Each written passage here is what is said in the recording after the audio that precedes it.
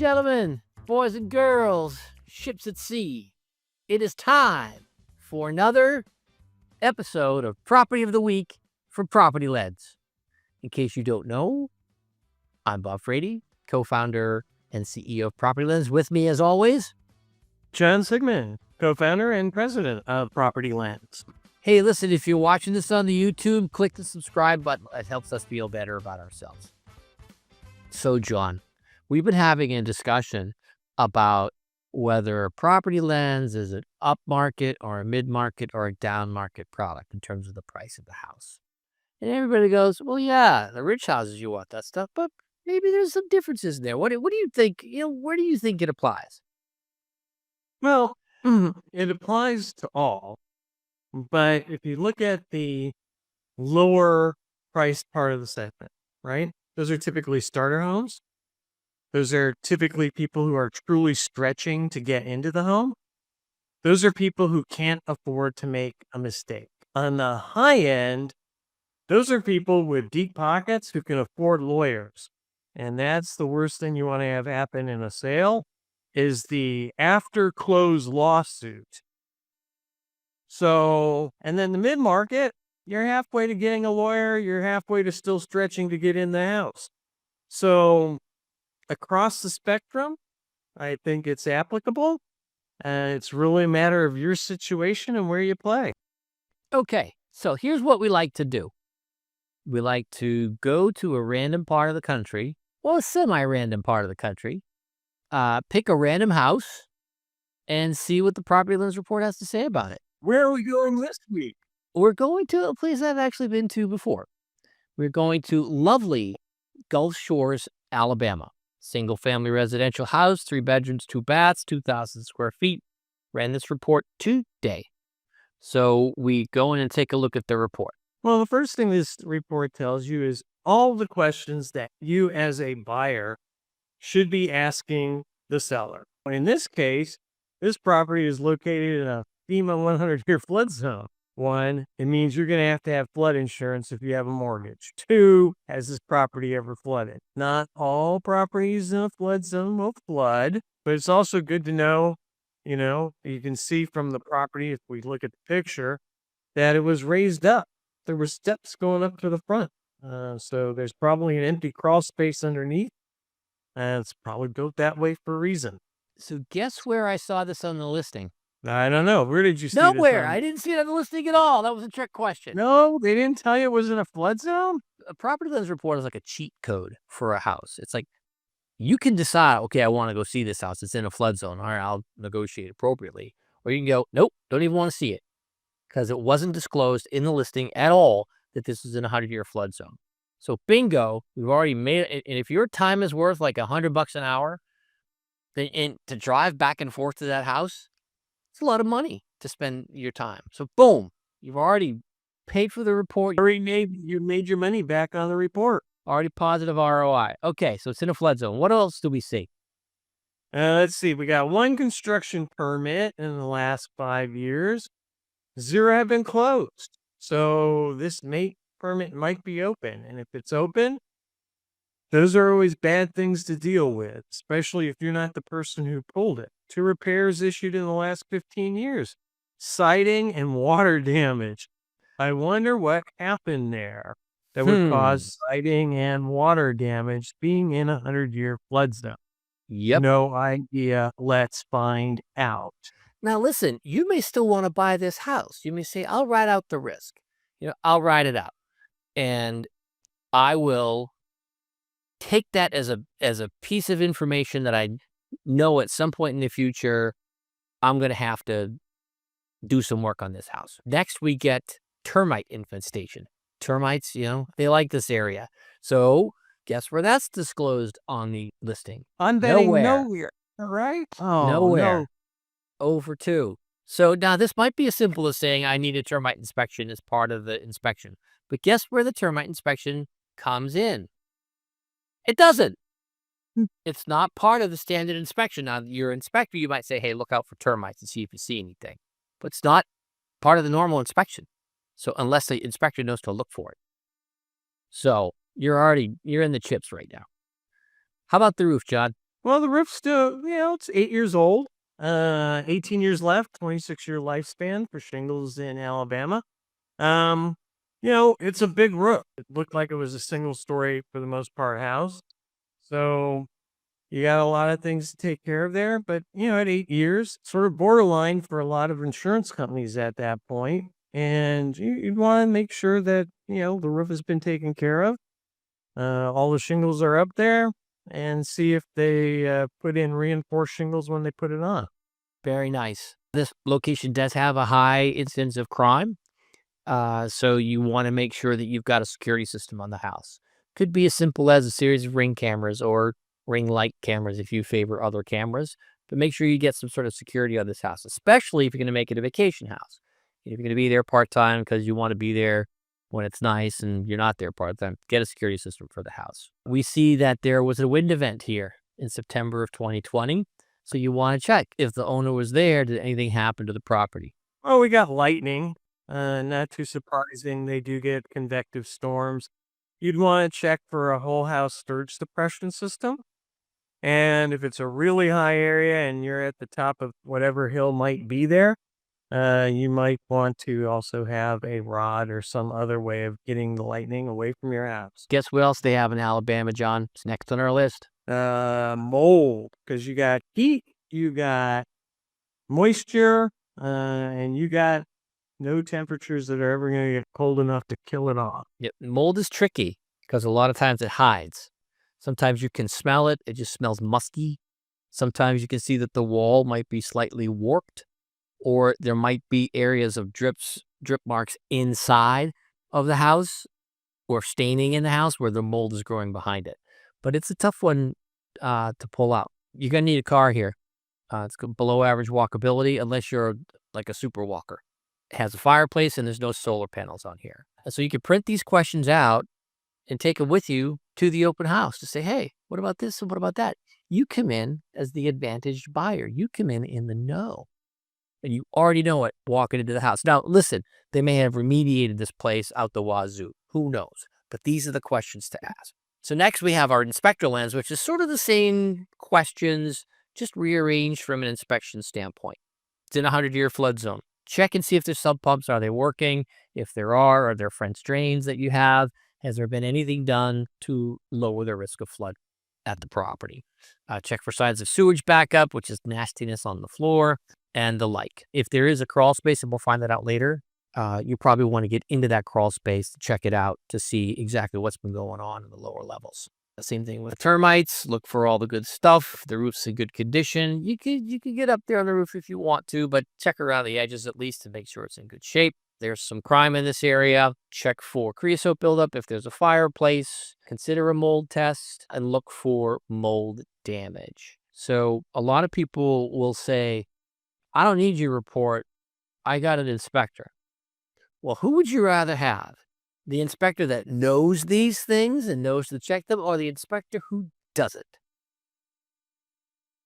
I know I want the one who knows these things while he's doing or she's doing her inspection. It's like, because if you know about something, chances are you're more likely to see whether or not it's actually there. And again, you can print them out, give them to the inspector. Okay, so what else we got in terms of insurance, John? Insurance, your homeowners is not going to cover you for flood. That is a totally separate policy.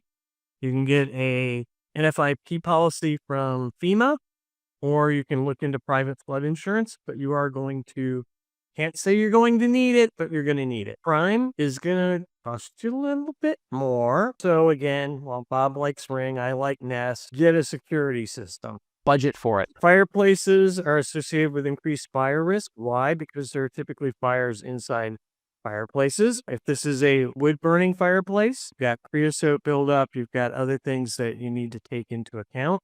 Take those things into account. And then the property here has an estimated replacement cost of $416. I don't recall the actual list price, but I thought it was sort of around that. $474, something like that. $475. $475. So in this case, if you insure for the purchase price, you've actually got yourself covered. About 70% of properties in the U.S. have a replacement cost that is higher than the market value of the property. Okay, So now we go into the property section. There's not a basement in this house, so there's probably a crawl space in the house, and you want to take a look at that crawl space or have the inspector take a look at the crawl space. People don't love going into crawl spaces. There's nasty stuff in there, so you got to make sure that your inspector's like, hey, you know, are you going to charge me extra? But go check out the crawl space. Let's see. It's 1 story. It's got microwave, refrigerator, electric range. It's all electric. It does have access to gas. It's about a mile from the shore, which is not as bad as being on the shore. And it looks like it's got public water and sewer. It's built with stucco. It's a ranch-style house, average standard construction, with a 1,400 square foot roof, in Gulf Shores, Alabama. Most recent listing detail, it's $475 is the listing price. Well, it happens to be the market value. It's the midpoint of the market value is the listing price. And here's the description of the property. And listen, it sounds like a great place. You know, it sounds like a terrific place. Natural gas is available, although it's electric for this house. We look at a lot of this information, you know, to help determine what the age of the systems are. And it doesn't really tell you a whole lot. The exterior had siding installed in 2020, and it tells you about majestic oak trees and screened-in back porch. It tells you all sorts of stuff, but doesn't tell you when stuff was done. That's what we're trying to tell you. It looks like this is the first time it's been sold since it's been built. And let's see. Taxes are relatively low for this property. Pretty low property taxes, which is great. Here's pictures of the house. Looks lovely. Looks like a nice place. And then we'll get down to damaging events. So in 2020, we had some wind. And in 2021, we had some hail. This data really started getting good about 5 to 8 years ago. So that's kind of what we show. Sometimes we'll have a little bit more. But for the most part, this is what it looks like in the last 5 years. And if there was an event yesterday, we would have it in here today. We can see the roof, how it's changed over time. If you want to have some fun, you can go into different times. You can say, show me what the roof looked like in 2015. There it is. Yeah, that roof's been replaced. Yeah, have lots of fun.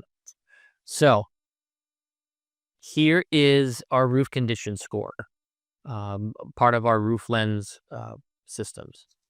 So what are we showing for the roof there, John? Well, it looks like it's about 8 years old. 18 years left.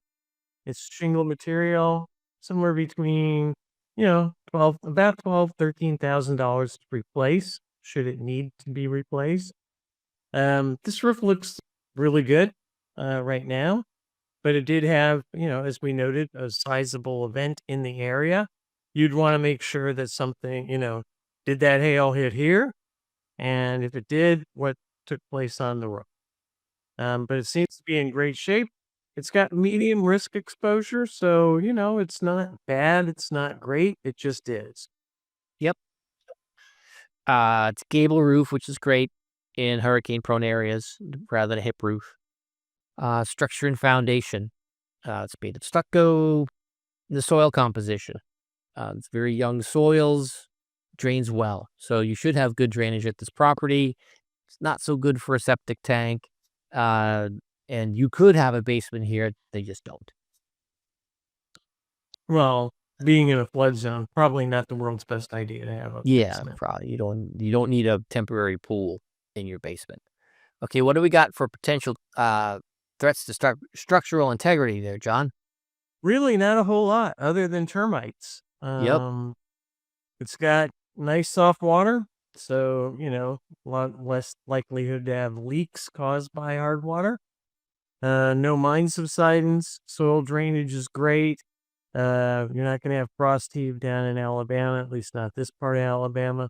So other than termites, from a structure standpoint, really nothing to worry about, you know, other than hurricanes, tornadoes, stuff like that. Okay. Then we get to property updates and repairs, which are as told to us by permit history. So here's the roof was 8 years ago. Building improvement was 5 years ago.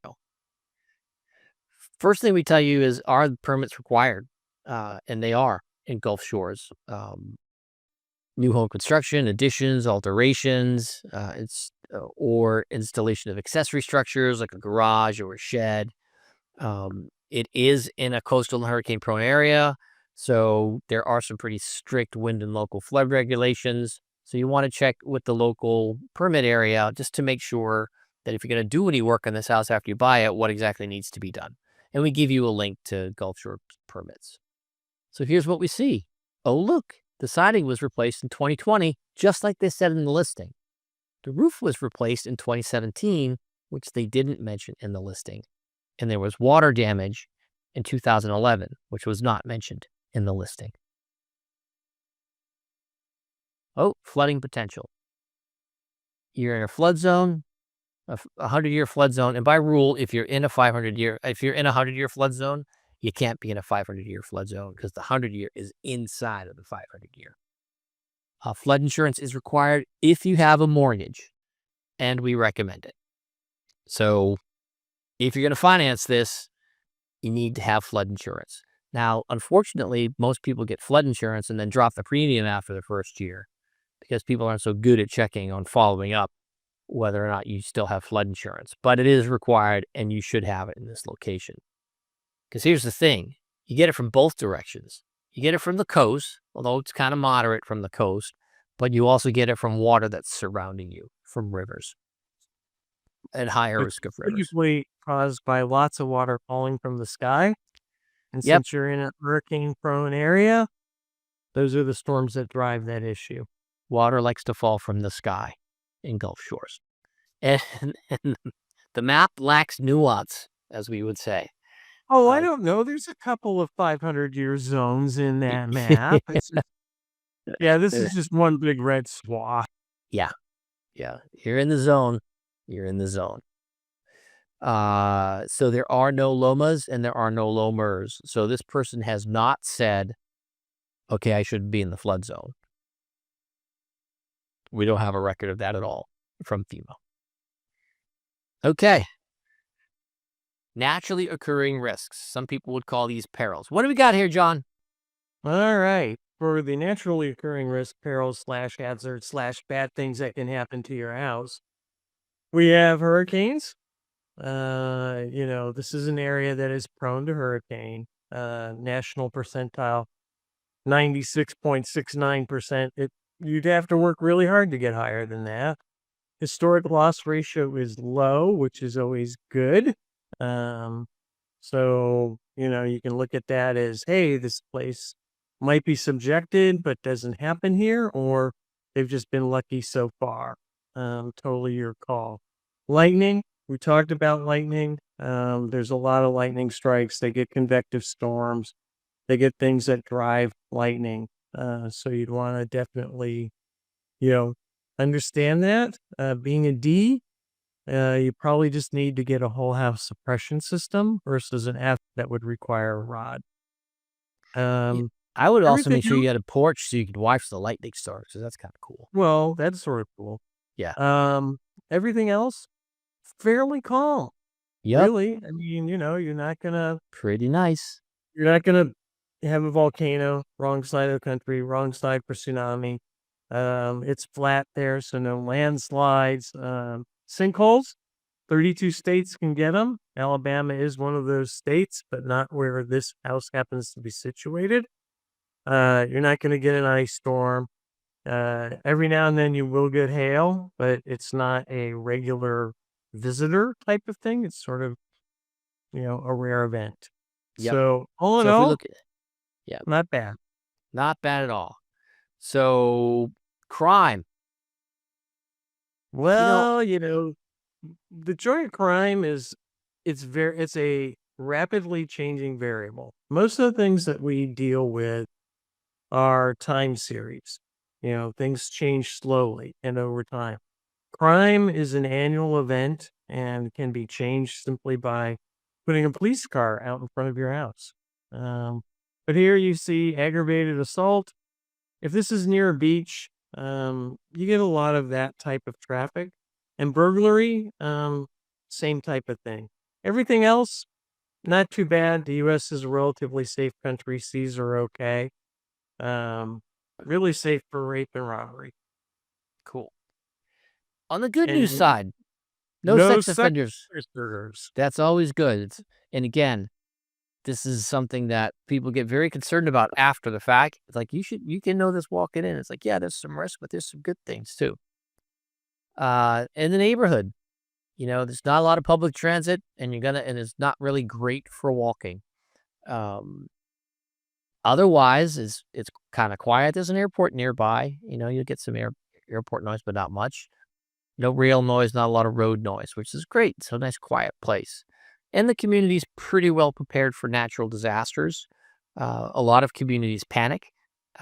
They don't have the infrastructure. But Gulf Shores, because they know they're hurricane prone, is pretty good at natural disaster resilience.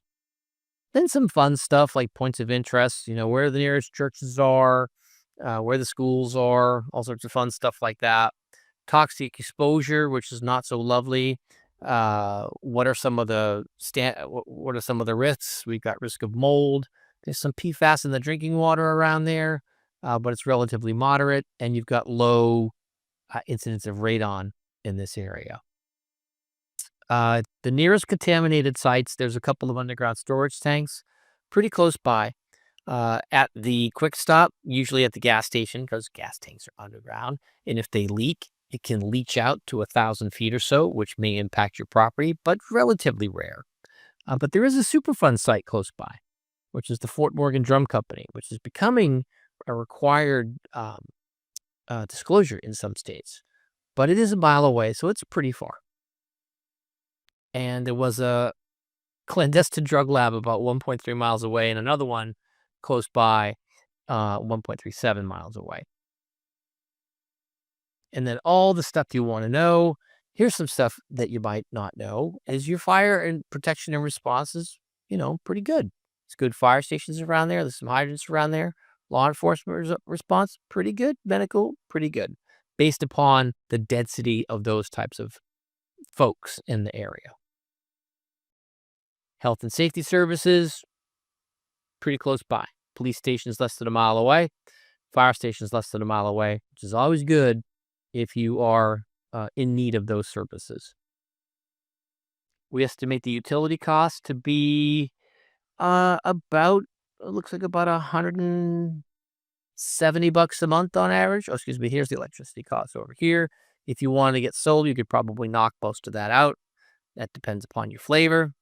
Baldwin County Electric is your utility. If you click here, you can be linked to that utility to set up service, and it averages $169 a month in electric bill based upon a house of that size. Now, your consumption may differ. If you like to run the air conditioning at 65 all day long, you're probably going to pay more than somebody who is more conservative with their AC. And if you want to get a solar system, you can click here and it'll show you solar. That's the carbon footprint for your utility. They use mostly natural gas and a bunch of coal to power. And then here's the insurability. Now, this is interesting because this is hurricane prone and because it's close, it's within a mile of the shore. There's a big variation on what insurance is going to cost. So the first thing I would do before making a final offer is I would call an insurance agent and see just exactly how much is this insurance going to cost me. Because $3,300 a year is $280 a month. $11,000 is a little bit closer to $1,000 a month. So it's a big swing, and you want to make sure you get a quote before you make a final offer, because a mortgage on this place is like $2,800 a month. You want to add another $1,000 for this, so you add another few hundred for flood insurance, and pretty soon it gets pretty pricey. Here's some of the risk factors that they take into account. Crime and hurricane are the two big ones. And again, showing the type of house that it is. You can go get a quote if you want to inside of the application. And then finally, here's the timeline. So their listing was April 1st. This house was listed. And here's all the other data that we have. So there you go. That is the PropertyLens report for 308 West 12th Avenue. Hi, John. If you were going to buy 308 West 12th Avenue in Gulf Shores, Alabama, what are the 3 things that you would want to consider before making an offer here? Well, the first thing that I would want to consider is, do I really want to have a property that's in a flood zone? Maybe yes, maybe no. Maybe the neighbors are great. Maybe, there's a few that they didn't show. Who knows? But that would be the first thing. I would want a rundown on floods, because not every 100-year flood zone is alike. Some of them flood quite often. Some of them truly flood once every 100 years. So that would be the first consideration, is talk to me about flood. The second consideration would be, tell me about crime. Is this for the general area? Is this my neighborhood in particular? What do I really need to know? And if I have an alarm system and I'm treating this as a vacation home, do the police really show up? Or is it just a loud noisemaker that irritates my neighbors? Right? So that would be the second thing I would consider. And then the third thing I would consider based on the report is, it's definitely subject to lightning. A nearby lightning strike could end up blowing out all of the appliances. I don't really like to buy new appliances.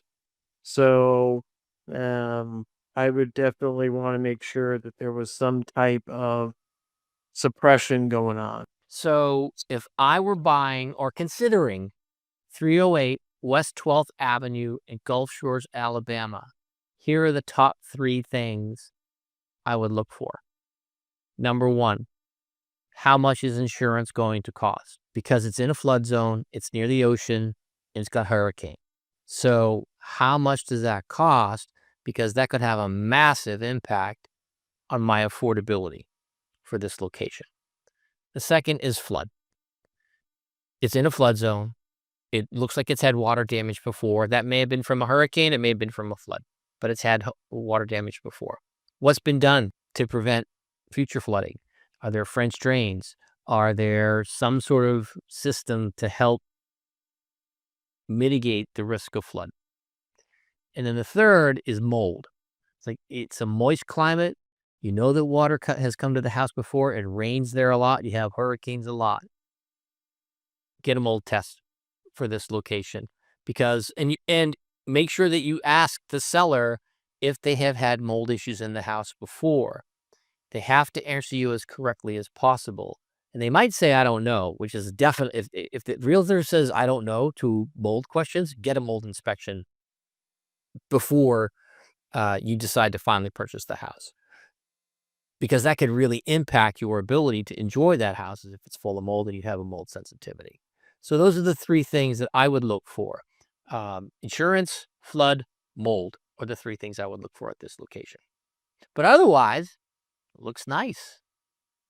Gulf Shore is a great town in a lot of ways. It's got, you could buy sapsucker gin in Gulf Shores, Alabama. And I know that because I've done it.